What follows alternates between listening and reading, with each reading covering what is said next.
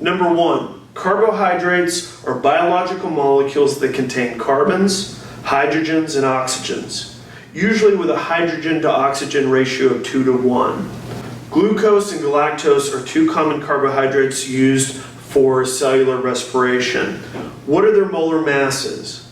Well, glucose has a molecular formula of C6H12O6, and so does galactose. So since they have the same formula, we only have to figure out one molar mass. So 6H12O6 is what we're looking for. What are their molar masses?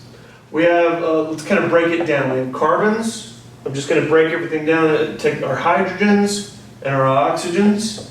And since we have 6 carbons, now let's check our periodic table and see what our molar mass of each carbon is. And it says 12.011. Let's just keep it 12 to keep it simple.